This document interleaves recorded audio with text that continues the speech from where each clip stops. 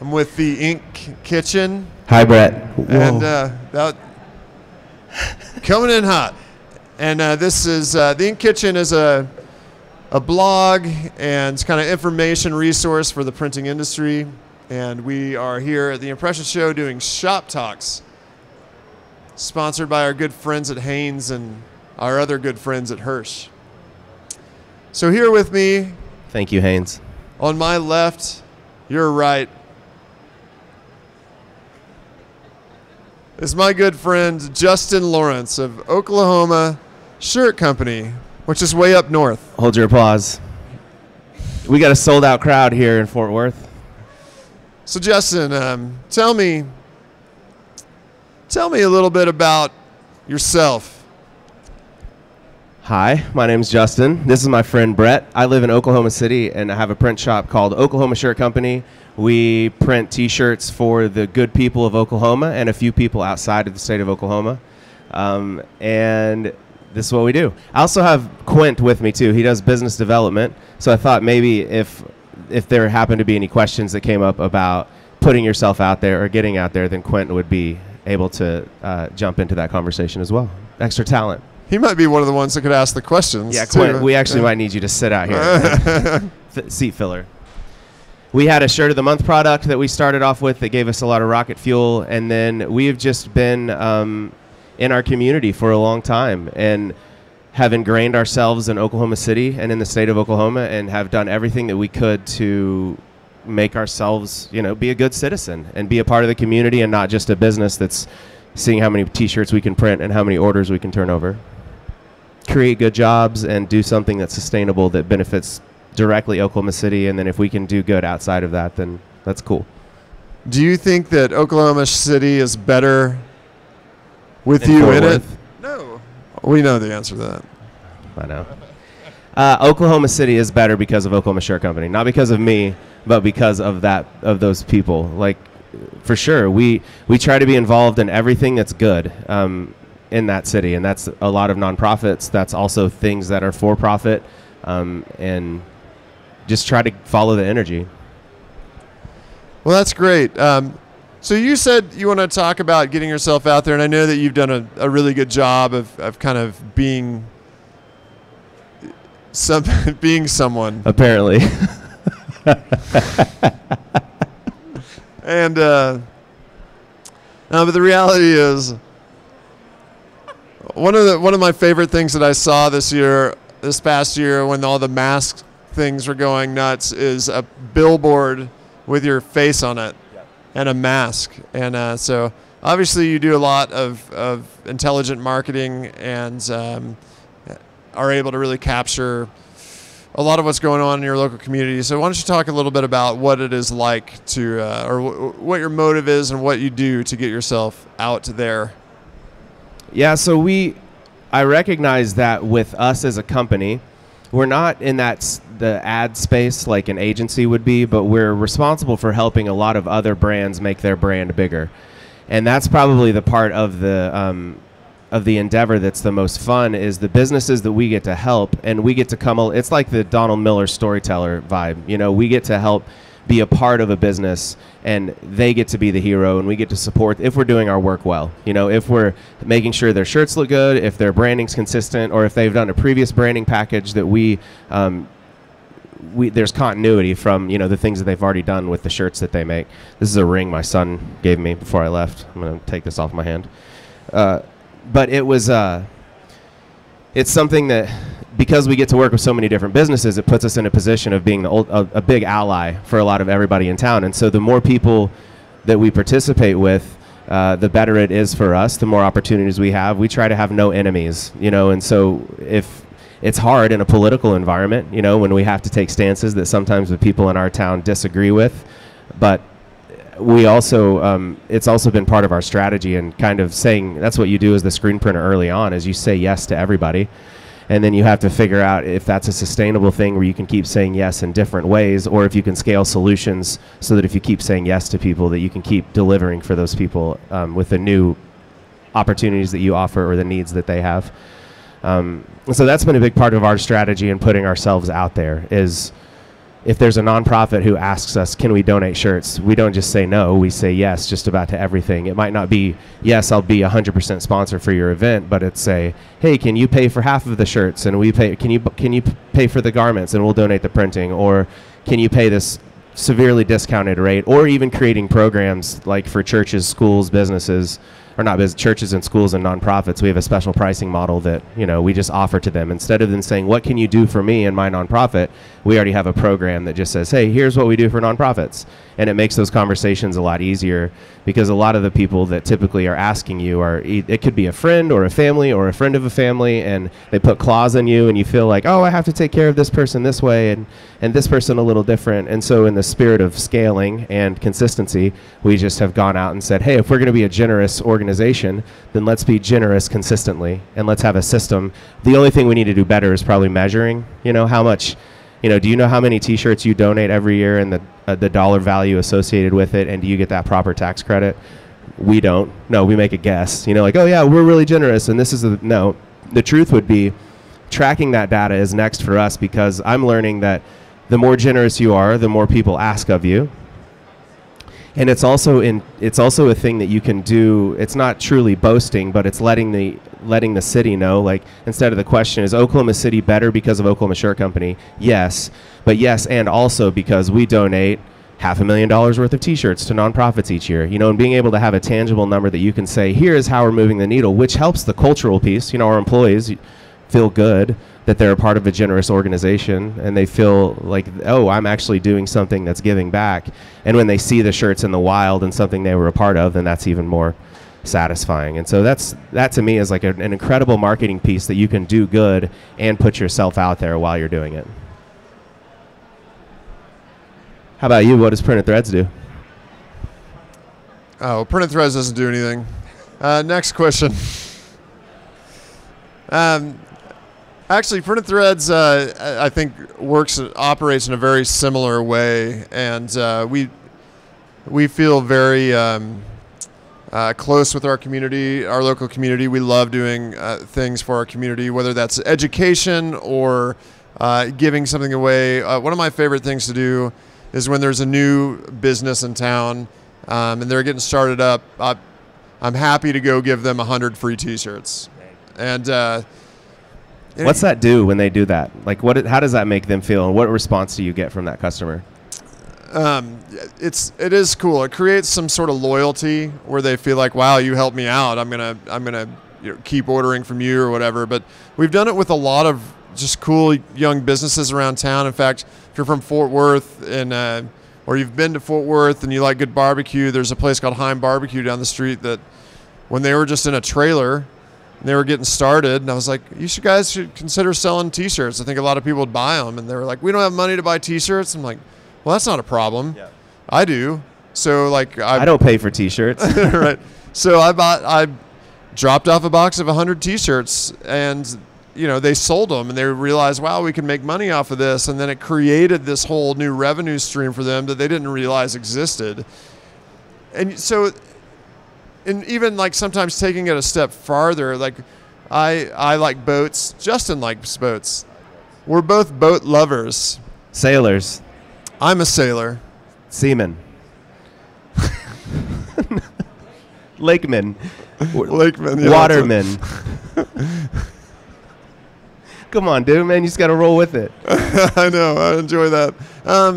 But so I had my sailboat in a slip up at Grapevine Lake, and in 2016, we kept having all this crazy flooding, and you couldn't get to the dock because it was, so flooded. And there was a restaurant on the dock, and I felt terrible for them. And I'm like, I don't have $1 million. I can't go like help them financially necessarily, but I do have something that I believe they could turn into lots of money.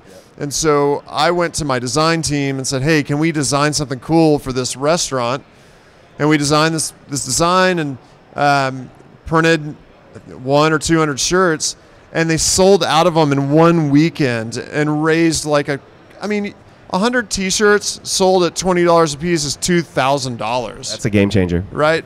So, and people that are fans of your brand, we did the same thing for Everybody, I feel like everybody did this thing at the beginning of the pandemic when all these businesses were closed down, where we started these fundraiser stores for companies in our town that had to be shut down. And so we started these fundraiser stores. We stole that graphic from you. Yeah, and everybody stole our graphic. We did it first.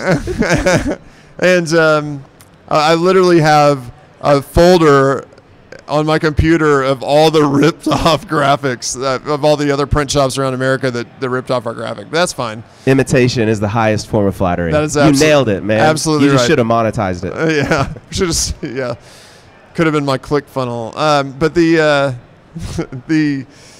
so we started these fundraiser stores, and people that are fans of your brand want your brand to continue to exist. So if you're a fan of a restaurant, you don't want to see that restaurant go away. You want to be able to eat there 6 months from now. And so people are willing to contribute to you existing. And it's more than just selling a t-shirt.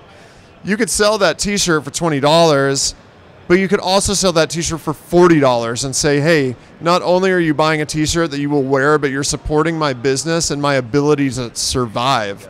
And people that are fans of you will do that. And so we raised $100,000 for small businesses in Fort Worth last year. That's a lot of money.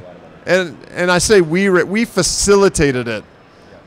Everybody else spent the money. But we were writing checks, man. I remember we did a big, we still sell a shirt for the city of Fort Worth. It was lyrics of a friend of ours named Grady Spencer, has a song that says, "Bless my soul and take me back to Fort Worth."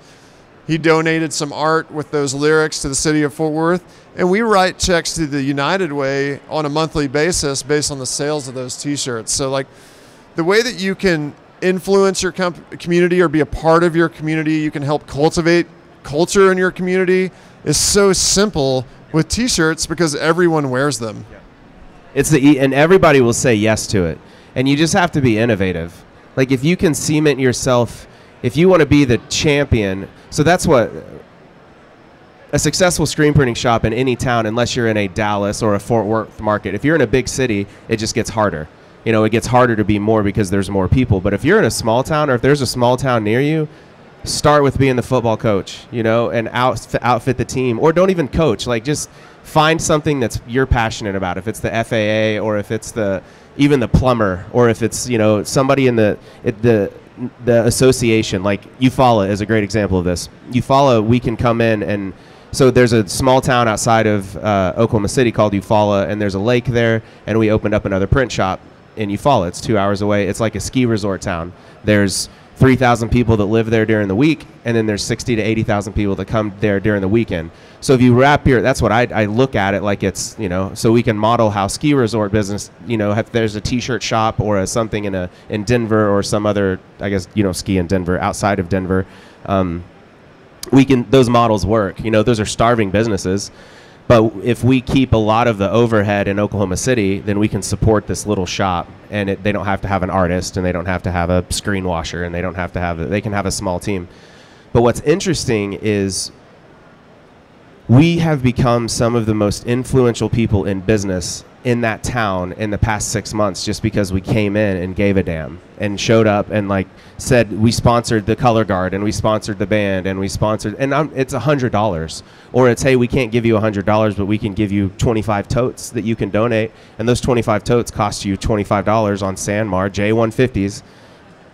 And then you can also just print on those, and that's a really small investment in how you can be involved in your community. And you're not just giving them money, or you're not just a business that's saying, come buy from me. No, I'm here to make this place better.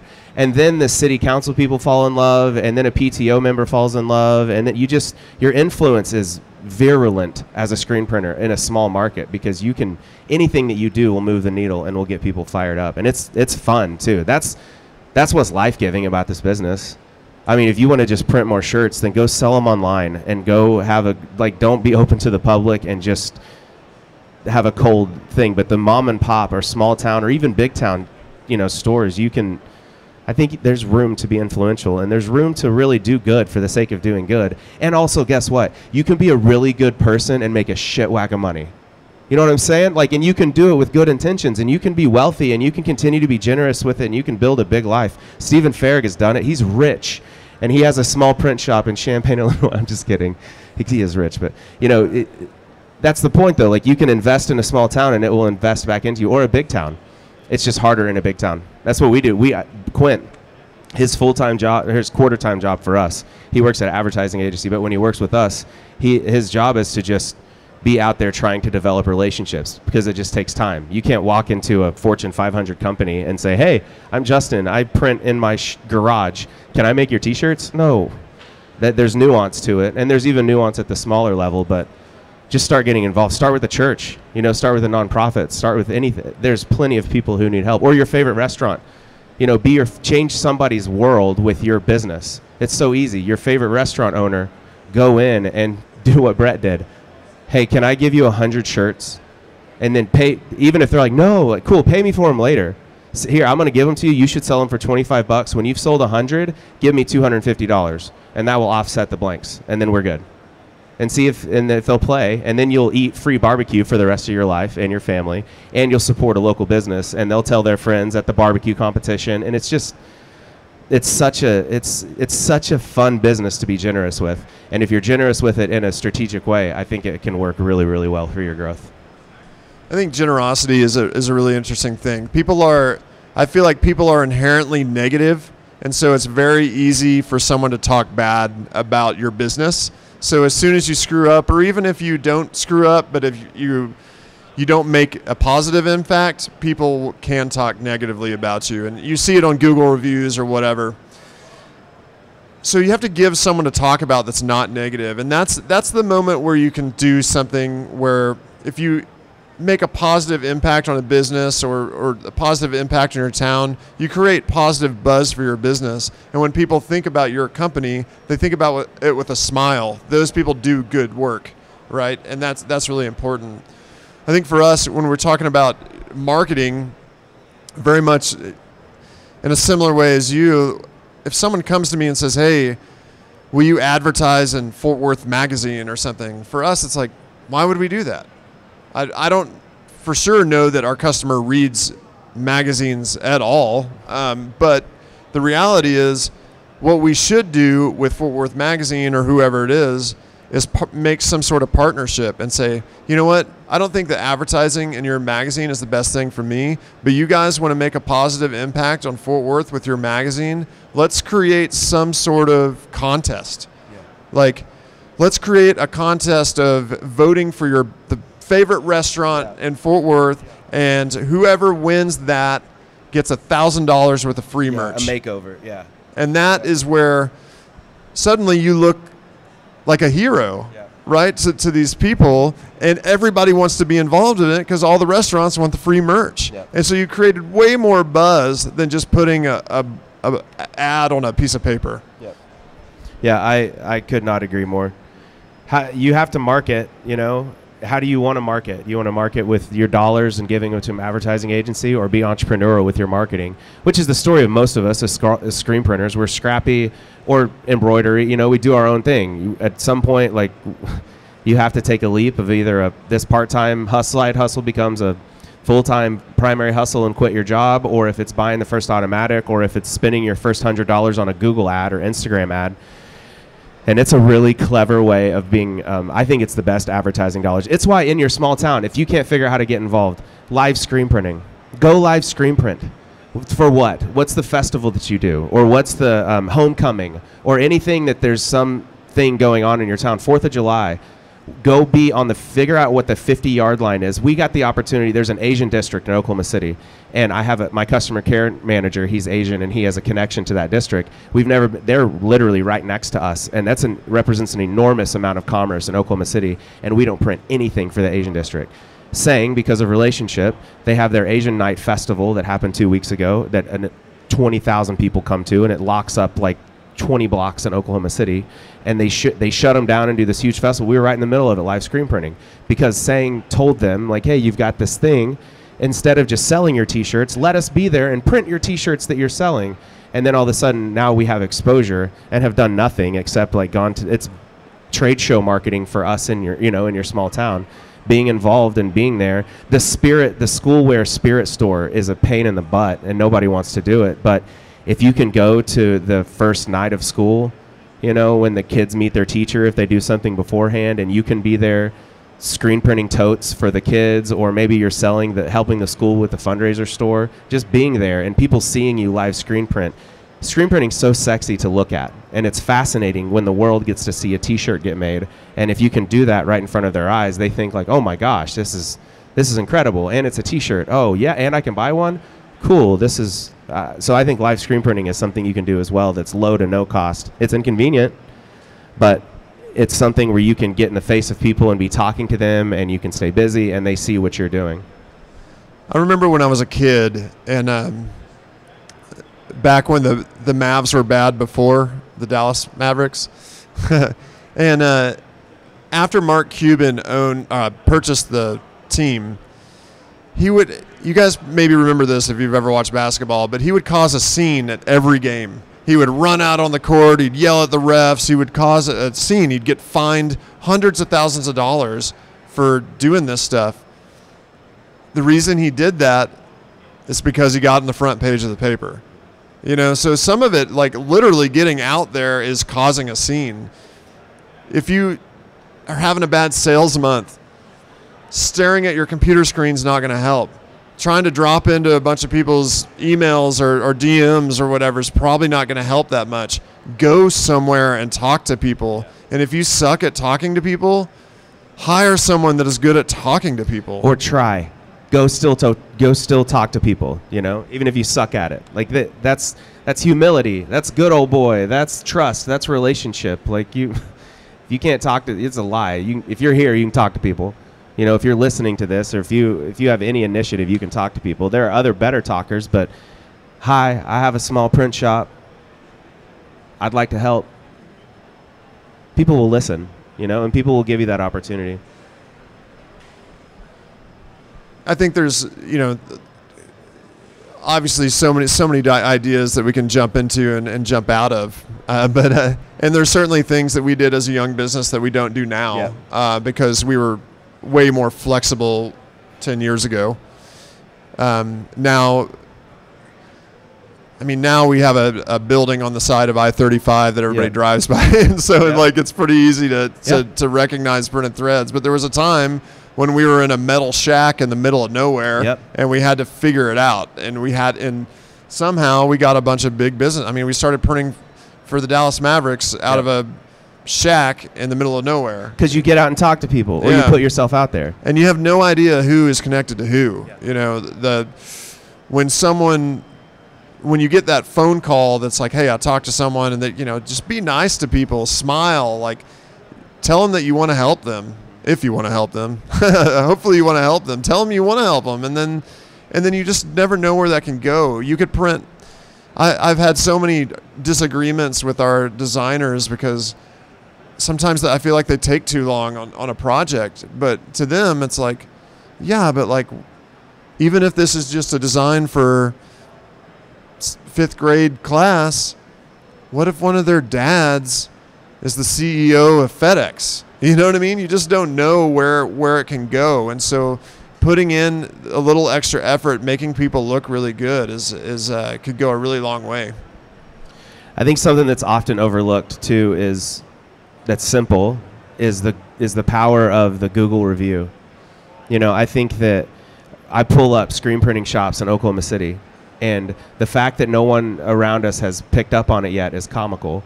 But you Google screen printing shops in Oklahoma City, and I bet there's 50, like in their air, like big, small, different sizes, and 45 of them have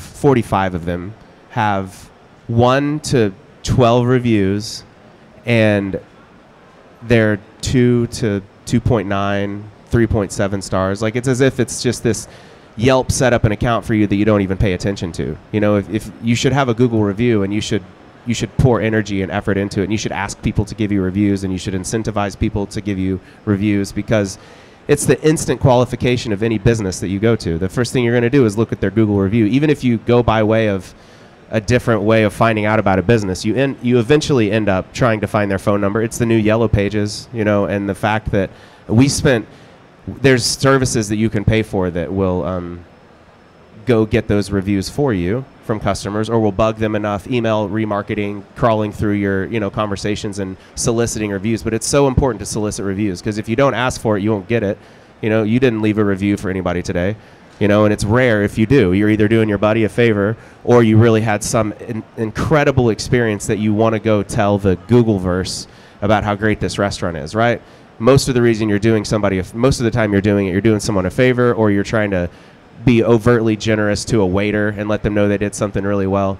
But it's the fastest way to gain credibility, and it's free. And you can't pay for it. Like you could offer somebody, $5 to leave a review for you. We have a sign at the front of our store when they check out that just says, it's a well-branded sign. It says, if you'll leave us a Google review, we'll give you a free sticker. And we have a basket of stickers right there.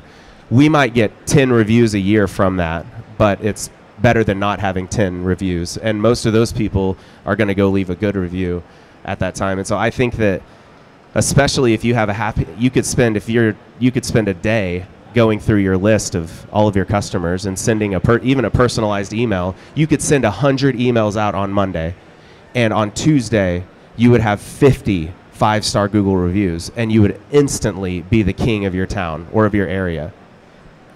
I think that's an important concept for business. I think a lot of times we work really hard on looking for new business when what we should be doing is getting more business from our existing customers.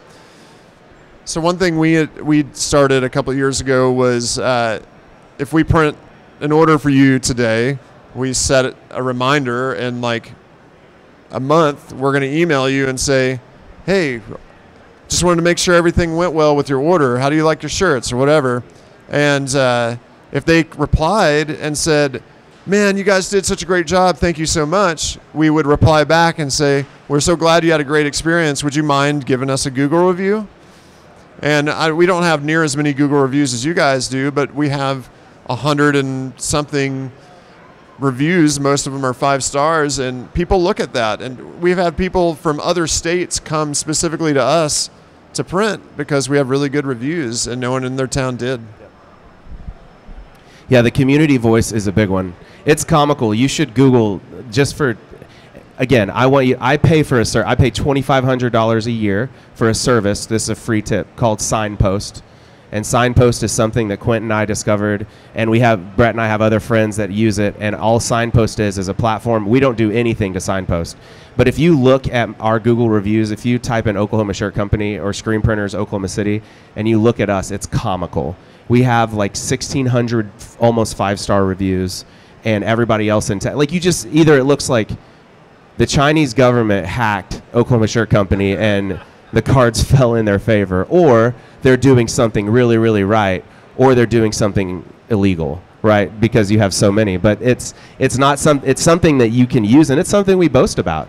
We have the billboard. I'm thinking about things to put on the billboard, which is fun. When you have a billboard, you either do a one-time thing, or we have a fraternity brother of mine works for Lamar, and so he gave me a really sweetheart deal, and in a really special location in Oklahoma City, and so we tried it. I feel this tension to always want to change it to keep it fresh. Like what's the next thing that we're going to do? And I thought about putting just like going and taking the screenshot equivalent. We would have to rebuild it, but of the Google review, a big white billboard, and it just says Oklahoma Shirt Company in their font, and it shows 4.9 that says 1,607 reviews, and just putting that up there just as a like, what up?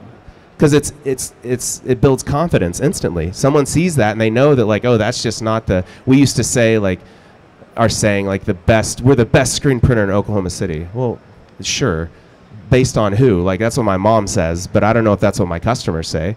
But there's something about like a Google review or the community voice that you can use that's instantly, I think brand strengthening and communicates to your city that you're invested and that you're trying, and not only are you offering all these services, but you're delivering on all of these services as well.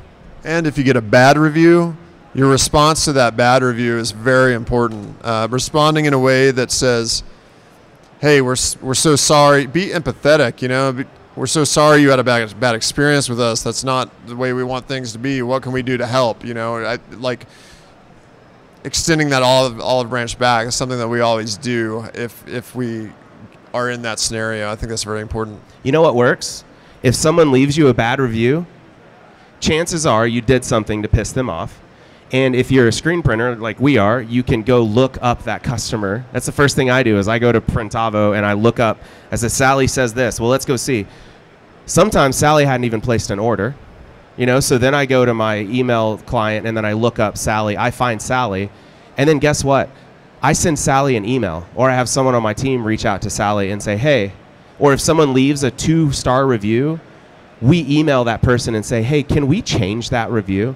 If you look, it's like begging with the cop. Hey, I have a perfect driving record. Are you going to be the butthole that puts a ticket on my record, even though I broke the law? But if you don't always win, but often we probably have a pretty good conversion rate. I bet we've done it 5 or 10 times. Reach out to a customer and say, hey, we work really hard to preserve this. And part of that is us owning our mistakes. And so when we're reaching out to you, is there anything we can do to change this or make it right? And if you want to leave that review, man, you are entitled to leave that review. But it would mean the world to us if we could change that review and if we could make you happy first and make you happy enough to want to change that. It works. You got to be bold. You can't be afraid of, if you're afraid of getting your ass chewed by a customer, well, you're going to have to make it through that ass chewing. But then you can make it right. And if you can, then that to me is a big victory. That's just a little bit of elbow grease to make it work. I think, and on that note, just like the customer satisfaction, when a customer is upset, meeting them in a place with empathy earns you so many points with them, because there's a lot of times they might be upset. Hey, you printed my shirts wrong. You ruined my whole event or whatever. You come at them, I'm so sorry. I wish we would have done a better job, whatever. A lot of times they might walk away and say, you know what, it's okay. But if you meet it with that resistance of no, we did it right. You prove the proof or whatever, a lot of times it's going to come back to you and you guys are going to fight until eventually they call the credit card company and get their money back or something. You will lose. You're never going to teach a pissed off customer a lesson, ever. Right. So any of you guys have any fun questions for Justin? Kevin, Quint, Rick, Brett. What are you saying? You said we're stupid? It's true. All right. Did you learn everything you wanted to learn? No? Yeah? You're fine. He's like, I'm good. But yeah. He's like, I just saw a seat. So real quickly, the signpost software, is that just it sends out timed emails like Salesforce would or something like that? Yeah, you plug it. So we use Google. We have our domain, then we've plugged our domain into Google, and then we count on Google to handle all of the internet stuff. And you grant Signpost access to Google, and then what Signpost does is it crawls through my email address and it Quint's, and then we have a team inbox. So any conversations that happen in those email channels, it basically is looking at a new message from a name, a contact that it hasn't recognized before. Then it creates a profile for that contact. And then it's on a set chain of events that if there's emails back and forth or if there's no emails, and it's all automated. I did not program any of it. That's why I feel good. I don't feel, it renews in December every year. And we've done it for 3 years now. And it's usually in the middle of December around Christmas time when it's already a little tight. And then I get a charge for $2,500 and I just ugh. No, not right now. And usually Quint, the past 2 years, Quint has had a little message on his calendar to talk to me a week before Signpost charges, because I don't know when it happens. And he says, hey, just remember, is there anything we want to do? Because they take the time to reach out to us too and hey, are you happy? Here's our extra services. Here's the things. Really, they want more money. Hey, can we upgrade your plan? But if I were to tell you, would you pay $2,500 and you would get 500 5-star Google reviews? You would say yes. And if you didn't say yes, you would be wrong. And so each year, as that just continues to grow, we just look at what was our review, and it's just like, it's paying the piper, as far as I'm concerned. It's marketing. It doesn't feel good because it's not a billboard, but that $2,500 is better than the $1,300 a month I'm spending on the billboard each month. That's gratifying, to drive by and see it, and my mom tells her friends about it, right? But the better thing is this, like, foundation that's getting thicker and thicker. And then when you get a 2-star review against 1,500, it just doesn't even move it anymore. It doesn't go from 4.9. It might go 4.9 to 4.8. But when you have such strength, and then here's the magic part, then Google thinks you're special. And Google starts favoring you, and Google starts trusting you more. It's this game of how much can we manipulate the Google robots into believing that we're refreshing ourselves and we're relevant to the community, because all Google wants to do is put the most relevant information in front of its, people it's serving. And so it's an expense, but it's definitely something that's worth it. It's fully automated. And there's a ton of CRM stuff built into it that we don't even utilize. You can go in and say, okay, it has a drip in which it's going to reach out to your customers, but it also, you can go in and you can say, hey, we want to have a special, and then it can inject that into the drip, and you can learn from the information that Mia, there's an automated agent, her name's Mia, and Mia is what Siri is to Apple, Mia is to Signpost, and Mia will send you messages and will give you suggestions and things to do. And also, if you do use Signpost, your friends will email you all the time saying, hey, tell your stupid have you gotten a Signpost email from me, Kevin? Have you gotten a Signpost email from Oklahoma Shirt Company? Yes. Because Rick has probably gotten a Signpost email from Oklahoma Shirt Company. If we've been on any email together, then my robot would have attacked you. And you just have to be cool with your friend, telling your friends, like, yes, I'm sorry. You can hit unsubscribe, or I can go in and knock you out.